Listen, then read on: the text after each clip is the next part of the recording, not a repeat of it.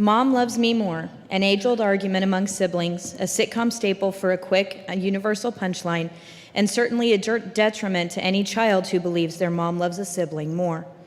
I hear mothers everywhere telling their children that they love them each the same. I'm not one of those mothers. I believe we do a disservice to our children when we tell them we love them all the same. As a mother, I realize that I am 3 different mothers to 3 wonderfully different children. I don't love my children the same, but I also don't love any of them less. When my oldest son Joshua was born, I was young. As my only child, with a father who was semi-present at best, Joshua and I were like the 2 musketeers. I was blissfully and unapologetically selfish. I hoarded his hugs and his kisses, his joy for dancing and animals, and his zest for life. He is charismatic and steals any show with his quick smile and wit. He has a talent for sports, and while he is built for football, harbors a deep love for basketball. He grew up close to my grandmother, his great-grandmother. She was not only my rock, but his as well. When he was older, he was able to get to know his paternal family, most notably his great-grandmother and his grandmother. They were incredible women who helped him grow to be the amazing young man he is.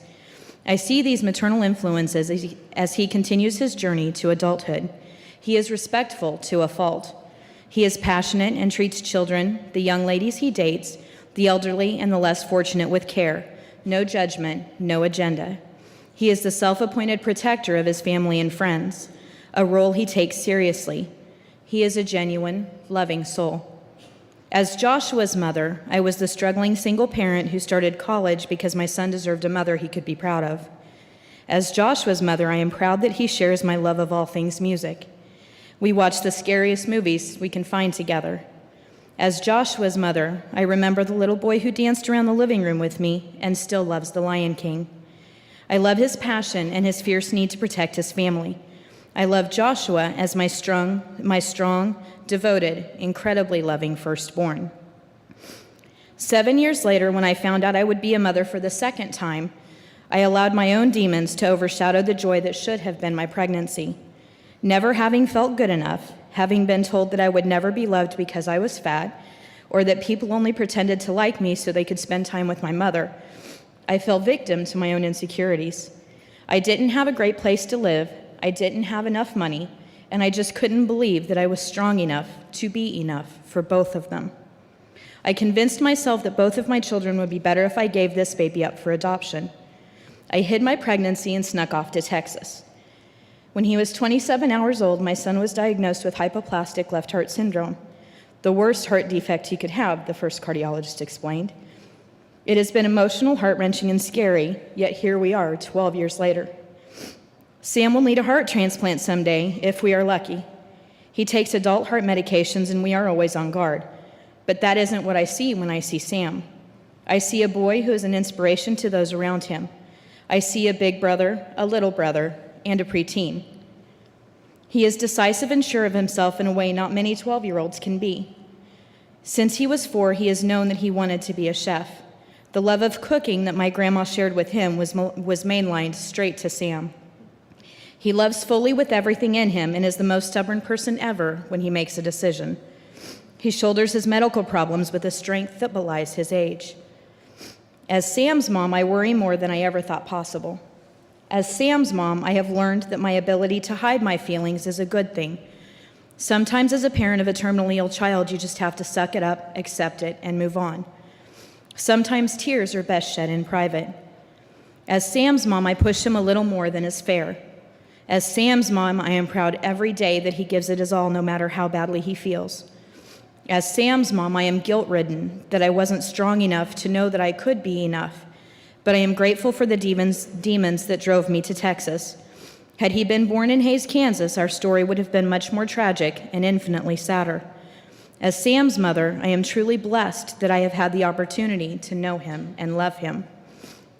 At 32, I discovered I would again be a mother. When I learned we were having a girl, I was scared to death. What was I going to do with a little girl? I thought I was doing okay raising my boys. A girl was certainly a curveball. When my Gilda was born with a small cap of bright red hair, I wasn't scared, I was smitten. She is the embodiment of the popular saying, dance like no one's watching, love like you'll never be hurt, sing like no one's listening, and live like it's heaven on earth. She is fierce. She is amazing. I watch her with her brothers trying to keep up with the boys, then wanting her hair and nails done. Every day I ask her who is beautiful, who is smart. Her required answer to both is me. As Jilda's mother, I am awed by her love for life. I melt when I see her caring for little ones or wanting to feed a stray cat. As Jilda's mother, I love to hear her sing and talk about her crushes. As Jilda's mother, I am thrilled that she gives me permission to read her diary, even though I won't. As Jilda's mother, I hope to give her what I never had, the knowledge that she is enough, the soul-soothing belief that she is deserving.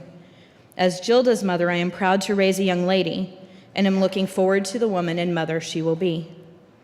So, I'm that mother, the one who, without shame, admits that I don't love my children the same.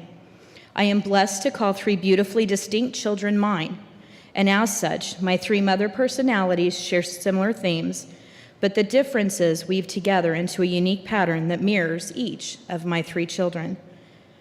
That love is never static. It changes with each bad grade, being cut from the team, getting an invitation to the dance, or a first orchestra solo. It is fluid, and my deepest hope is that it gives each of them what they need from me when they need it. Some days, I may love one of them just a little bit more because it's what they need. This is the strength of my mother love.